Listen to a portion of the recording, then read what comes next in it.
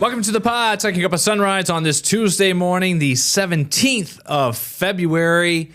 And it's a big one. It's a fat Tuesday. Yes. Judgment-free zone, but this is in the good way. It's a big holiday. Yeah. Kick off to Mardi Gras, Ramadan also today, Lent coming up tomorrow, so a lot going on.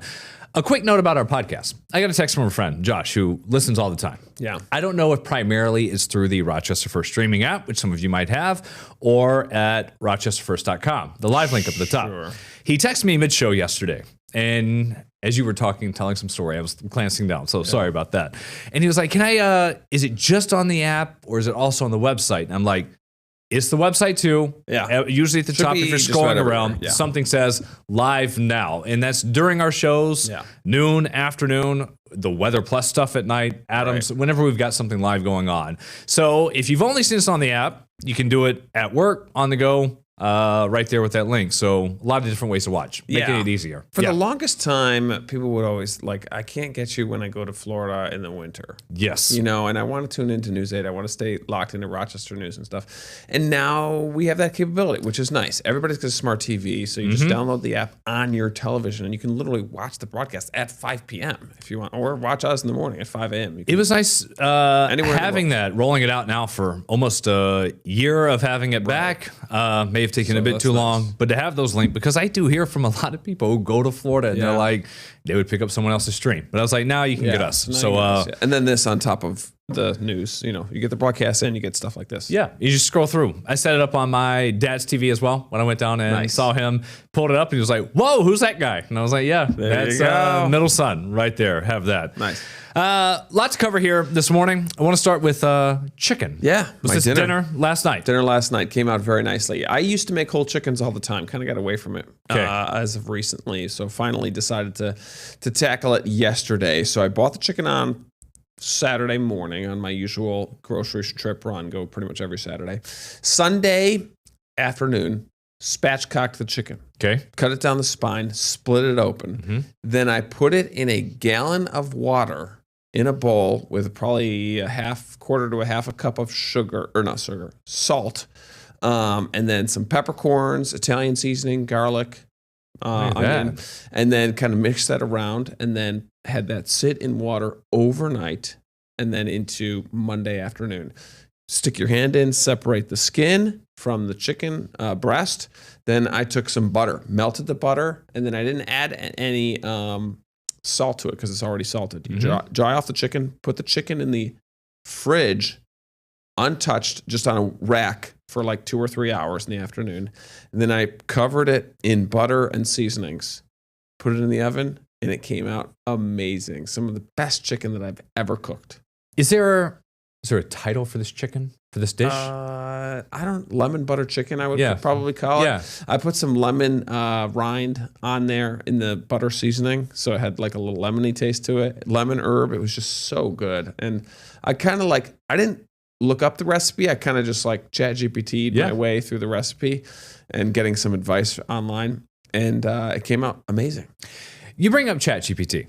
I way behind on this compared to you and using it for recipes, whatever, going on around the house.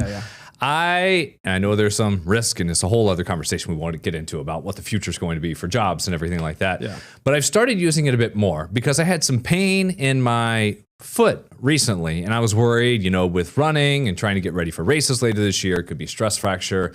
And you spend so much time, how we used to do it, just Googling, getting on Reddit, looking up keywords. Yeah. But these things, you just throw it in there, and in 3 seconds, all that work is done. Welcome to 2026, my friend. No, it does say, it's really, I'm not here to give you diagnoses, but I'm sorry, it just is king. It's so nice, man. I mean, it is, okay, so it spits out the first things about what it may be. Maybe it's plantar fasciitis, which is what I was going to get checked out. Right. Is it some sort of Achilles tendonitis? And then it's how many miles you're doing, what shoes. Right. And I start putting that in. Yeah. And I even a couple weeks ago went to Ortho Urgent Care in Henrietta because I still had the pain. That's where my foot doctor was. And I said, I just want to get it seen. They took an x-ray, looked at it. They didn't have an idea. Couldn't figure it out. It wasn't any type of itis anywhere with a tendon. They didn't think a stress fracture was coming on. Annoying. But with the help of my little brain and my big head and ChatGPT, determined it was probably this certain type of shoe that I had, this brand, that just doesn't jive with my body. Didn't jive with my feet. Really? And it was probably, you reached a certain mile mark on it. They weren't worn out, but it said probably that. So I put those away, got me some new ones, different brand and everything. I'm walking around pain-free. Wow. So did it suggest the type of shoe that you should try?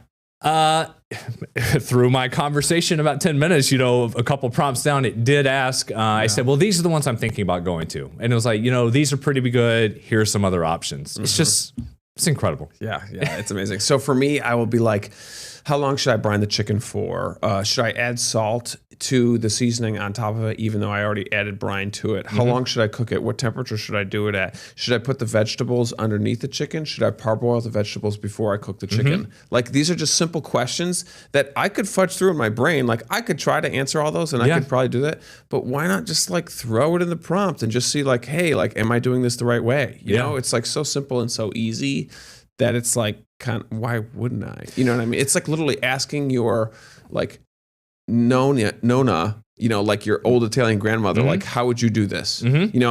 Like it's like the same thing. And it's also like, I just want to save an hour of my time.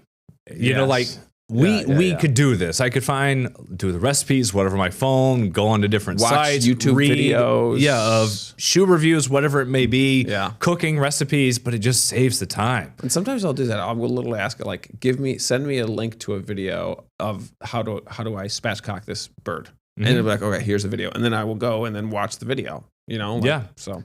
Or you could say, is there a video that says like, this is probably not the best way, and probably find whatever option. It's wild. The creepy part is when it just keeps asking questions. It keeps going on. Okay. I get it. Like, you want me to stay on the app, and you can ghost it. You don't have to respond to those questions. It keeps on going. Whenever I was going through mine, I was like, doing okay now. And it's like, all right, well, let's make your marathon training plan. What are your days, your hours of work? Are you running in a treadmill in the morning, afternoon? What's your life schedule? Kids, like how much time? I was like, okay, this is it. This is it. We're going to stop that. Stop that. Yeah. Speaking of running, another trip from my story from my trip to Memphis. So in the middle of the city, there's a big park, and they've turned into an amphitheater, fishing lake, miles and miles of paved and unpaved trails. It's just great green space that they've turned it into.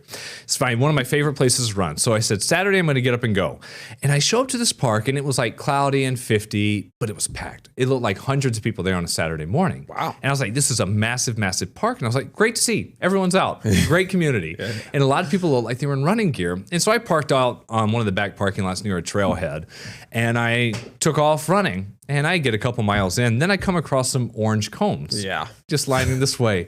And then I start hearing this voice on a microphone in the background. I'm like, there's some big race that's got to be going on. Yeah. And I'm just running. And I come to a fork in the road, and it's like 15K this way, 5K this way. That's funny. And so I'm like, oh, well, here I go. So I just went the 15K way. Yeah. I end up by the start finish line. They're like 40 seconds away. They're counting down. There's 500 people about to take off running. Oh my gosh. And I'm like, well, let me just finish this. And I'm passing the water booths and stuff. I wasn't the only person out there running, but just stumbled acrook that. Sometimes just shared space. Enter up into a run. I know. That's twice in my life. Stumbled across that. They don't look too fondly upon that, right? It's people, I forget the name, but it's running without a bib, the number. So you haven't paid to do it. And it's races are $35 to $70. People get t-shirts and stuff. It's highly frowned upon for people joining and not doing that. Yeah. I wasn't doing that. They realized that there were many other people who were running opposite directions around, but sure. Right. Because you have volunteers and you have people that run the event. It pays for it. Yeah, exactly. It's not like they're just profiting off the race. No, like here locally, like being Ellen and the team at Fleet Feet, like they don't make a ton of money with their net operating margins of running this. Right. A lot of it's giving back. And a lot of the money goes to maybe it's St. Jude Children's Hospital or Parkinson's Research. Yeah. Yes, make donations. Don't cheat that. Also, my trip, and you'll appreciate this as a dad. Yeah. When's the last time you watched a full movie? Not with the kids. Oh gosh, it's a long time. And also like full movie where I'm not like getting up and doing dishes. Right. Full time. It'd take a long time. And like a relatively newer thing, maybe not in theaters, but like just came out. Yeah. The flight down. the first one before connecting. I fired up on Delta. They had the screen right in front of me. Pick whatever I want. Yeah. The F1 movie with Brad Pitt. Nice. I heard so much about it. I like racing. And I get about halfway through. It's like an hour and a half flight to Detroit. And that's like, I'm just going to finish on the next flight. Yeah. So Memphis, we board the next plane. And I get on, there's no screens. And I'm like, okay, well, the Delta Wi-Fi app, you can log in and stream stuff there. And then she comes on the intercom, one of the flight attendants. She said, Delta is proud to offer Wi-Fi on many flights. This is not one of them. Oh, She said, we are geez. slowly working on it. And I look around, I was like, this plane looks kind of old, just like a little pond jumper. And I was like, well, are we smoking on this plane? Yeah. Like how old are we going back? So I had to wait. I watched so I do a trip for 3 days. On the other return flight back, I was able to finish it with like 2 minutes to spare landing in Rochester. Oh, perfect. Good movie. So There that's you how I go. watched it. That's funny. Not Is it in one intense? sitting. Yeah, the way it's shot, like in the cars, and they did a lot of it like during the actual F1 races, like on the grid. They had Brad Pitt and them walking around some of the drivers. Like it was really well done. And F1 wanted to market the sport, so they wanted like full access to the film crew and everything. But it was very cool, very cool. What's your? I know you're big NASCAR. Do you do like Formula One? Like you like NASCAR, or not so much? I didn't get into Drive to Survive, the thing that took off during the pandemic. That's what everybody in America, and that's what drove the interest. Yeah.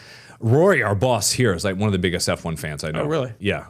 I'll watch it and have it on, but F1 is one of the things, and I can call it boring. I'm a NASCAR fan, but that too. But F1 is like the first lap and the first turn is like really it. And then it's just, there's so much money disparity between the teams. Once the leader's out front, they have so many rules with passing and stuff. It just kind of really? goes. But I like the glitz and glamour. Is there less crashes?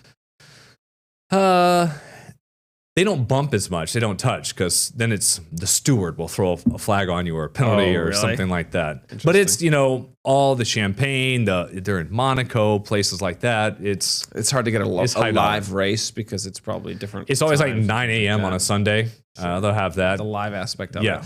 it.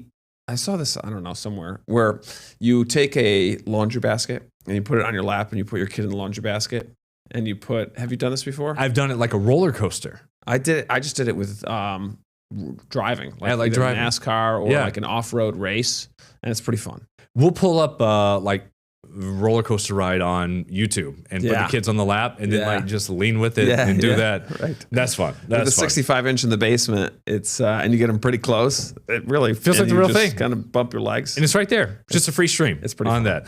More to talk about. The search for a king cake coming up. Also Yes. some local Olympics news and more on the pod.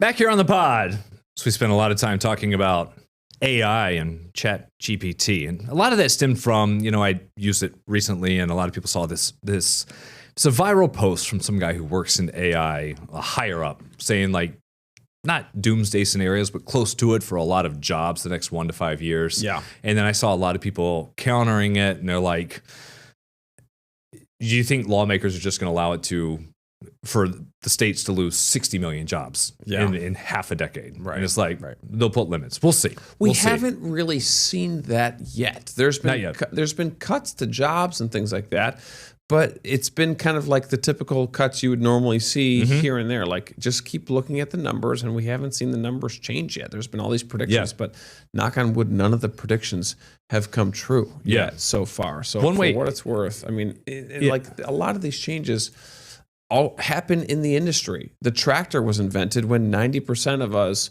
used to work in farming, and we all thought we were going to be out of a job. Those people found jobs. It's like Amazon warehouses, like Yeah. how much is automated, things like that. Right. The Survivor game, as we are getting closer and closer to the 25th. What is that? Oh my gosh, 8 days. So next Wednesday. It's coming up. Is that this coming up? Yeah, a week from tomorrow. The question here, as I'll be putting up the QR code, out of the season, so we're at 49, how much money has been raised for charity? This got to be a big number. How much money's been raised for charity? How do they raise money for charity? I don't even know. Probably some contestant comes on and that's part of their cause or something. 20 million. Yeah, 20 million. I'd say that's less than $500,000 a season. Right. I'll go like 15 million. They're cheap. 3.5. 3.5 million. 3.5. Yeah. Maybe there was just one season for local charities going on. That's why I was like, I don't remember them really like having charity as a big part of the show. This is a big part. So the number of live reunion shows, that's got to be a hit. And these would have to be like kind of like in the off season or something. I would say one every 5 seasons. So I'll go. That would be 10 of them. Yeah, I'll go probably maybe 11. I'll say 12. 39. 39 a reunion seasons? The live reunion show must be just before or after the finale, right? Maybe that would make more sense. 39. So they've done it for just about all of them. Huh. Wow. How about that? The QR code, you can scan it. We don't know anything. It prompts you enter your email address and we'll give out some gear. By the way, yesterday when I did open it and it said congrats on getting it this far, that QR code, I already scanned it. You didn't have enough time to scan it there on your screen. But entered my name, but an email address and the station. Yeah. They asked for the call letters, WROC. Said Rochester, New York. It said sending stuff your way. Okay, so we're going to add that to the pool. Hopefully, yes. Of gear that people can win. Well, we won't keep that. Unless it's a buff, then I want it. I know. Those are kind of cool. I was pretty bummed when we said we were going to give that stuff away because I wanted to keep it. I want to wear it to like go fishing or something out like by the water. I don't think I have a buff. I have like a warm neck warmer for skiing and stuff, but I don't have a buff like that for summertime. Wear it during the summer, mosquitoes, deal with that. I did bring up to you as we were talking kind of in between some of our commercial breaks, getting closer to the end of February. Today is Mardi Gras. Some of the file images of the big party that happens in New Orleans as this is the culmination of all the festivals, all the parades, and they get going with this later on tonight. Everyone will eat and drink their faces off and then give something up as we get ready for Lent tomorrow. What's the weather like there? I didn't even look. It's got to be warm. Let's say it's 75. I mean, those people are wearing jackets and hoodies and stuff. 58 right now. Oh, it's chilly. That's the current temperature. So that's at 8 a.m. Let's see. Today's Tuesday. 71 for a high. Tomorrow's 75. Party goes all week, right? They're always, always 70s Thursday, Friday, 80 on Saturday. Man, 80 degrees. But cold front, Sunday, 58. Look at that. It's fun. And I tell, my sister-in-law brought this up recently, a couple weeks ago, said, I'm thinking about going to New Orleans for Mardi Gras one year. Yeah. And I was like, not that week, not that Monday and Tuesday. Do like the couple weekends before. Just too chaotic. Or anytime. Too chaotic. And yes, New Orleans, big party city, but you see some of this, like Jackson Square, like just the history of it going back. Sure. You see, go stand in a city that is 10 to 15 feet below sea level. Sure. And the Mississippi River is above you and there's a levee. The history with storms, things like that. It's fun. The Big Easy. Yeah, it's an interesting thing with weather. It's like I would love to learn about the history of Katrina. The Netflix did kind of an interesting. We actually talked about it on the show about history of Katrina and how it's not just a weather story. It's a people story. It's a person story. There's so many different aspects and layers to it about how the city was built and who recovered, who didn't, and like there's a certain thing about driving through these neighborhoods and like almost like gawking at like the damage. I think there's a fine line between that. When I went storm chasing over 10 years ago now, we went through some towns that had just recently been hit by a tornado, and it was weird because it was like you went there like to see the destruction of a tornado, but you almost felt like disrespectful to the people that lived there because you were almost like a tourist and you were like taking pictures of the damage and you like felt bad about it, because you're seeing this destruction of what a storm can do to a place, and then you're going to leave it, and you can't stay and help. So it's kind of a weird, two things are true. You feel bad for these people and you want to see it, but at the same time, like I can't help, But just impacts, of like anything. You go to any memorial site. I mean, it's, that can be months and years after whatever terrible thing happened and pay respects, but just to see like, this is where that was. And I think about it when I go through neighborhoods in New Orleans where it's just grass and chain fences. Like 20 it's just years. empty. Yeah. And nothing there. I will be on the search for picking up a king cake later on today. Got some here. I was convinced that there had to be some health department rule in New York that no baby was inside. Right. That there would be a plastic baby Jesus inside of it. You get the baby, and it's good luck for the next year, and you have to buy the next king cake. Right. But apparently not. You're aware that they do put some babies in there. Yeah. Yes. Shameless plug. My sister works at Amazing Grains, and they do king cake, and she said that yes. I asked her that. I was like, "You put babies in there?" She said, "Yes, we do." So there is a little plastic baby. There's probably just a disclaimer, like, "Hey, there's a small child. Be careful in this baby." I've never gotten one. We used to have it at school. Different people would have them, but everyone would dig into the cake. But it's nice. I mean, it's just sugar cake, the green, purple, and gold, and then cinnamon all with it. Yeah, it's just a classic. It's fun. Right? The colors are fun, you know? Yeah. How come New Orleans, how come the Saints aren't that color? That'd be kind of cool. I actually don't even know. Right? They're black and gold versus black and gold. It's classic. Purple and yellow is kind of the Mardi Gras color. So Mardi Gras, yes. Purple, yellow, and some green mixed in. Right. LSU's purple and yellow, purple and gold. True. Have that. The Tigers. They should do one of the alternate weeks on the unis. Yeah. The Saints should do that. That would be sweet. Man. Like sparkles and stuff. Yes, like purple or anything like that. Yeah. A little king cake design. Whatever I got on my tie, just throw that on the side of the helmet. That would be That's cool. fun. Speaking of colorful outfits, I wanted to bring up the story we just saw. So these are a couple of brothers. So the games in Milan marked the debut for Haley Wynn, who's playing defense for Team USA and the women's hockey team. She's from Rochester. They're going on to the gold medal game coming up. She scored her first ever Olympic goal in the first game against Switzerland. Family grew up here. There's Haley, Casey, Ryan, Tommy. They all played hockey. The boys played through college, and they say Haley is the superstar. They got to Italy last Monday, and they gone viral with some of their outfits, the bucket toe hats, the track suits, all the red, white, and blue. They even got to meet none other than Snoop Dogg himself. How about that? And here's some of what they had to say. It's just like seeing how hard she's worked her entire life. I mean, like tens of thousands of pucks shot and stick handling like alone in our basement for hours, and just everything she's done, everything that's coming to her now, like she deserves it really. And that's kind of how all this started. We want to be loud for her because she's not loud herself. Man, they got some big pours right there in those drinks, by the way. I saw that. I hope those are that was like a 5-finger pour. I hope it was. But Boy's getting saucy in the interview. I know. I've seen some of the pictures and like American bald eagle hats and stuff. Like it's cool. That's going on. The bigger the better. It's amazing the connections. And by the way, we talked about on Sunrise, Chris Lillis, who's in aerial skiing, where they go down, the jump, do tricks. They were gonna have a watch party at Bristol at 7:30. Yeah. So we sent Eric, our chief photog, said go down there, the watch party, have some fun. People cheering him on at the mountain. Halfway down there, had to tell him he got to Bloomfield. Said turn around. They have postponed the competition for the qualifiers today. There was too much snow on the mountain in Italy where they were. Crazy. I also read a story about it. The air temp, so Fahrenheit. Yeah. What it said 21 below. 21 below zero. So wind chill's probably -30, -40. I can imagine. Too much snow for the skiing. Too much snow. They had to get it off the ramp. The Winter Olympics. I know. And this is not like, guys, they're getting ready for the flag ceremony, the closing ceremony Sunday. Like, we don't have much time. I know. We got to jam this out. Wait till it warms up in the afternoon. Man, it was That's fun. insane. Hey, what's we never talked about the buttons on the collar. Oh yeah, so here we go. So this is the third day in a row I've worn. Yeah, what's with that? That's supposed to be taboo in TV.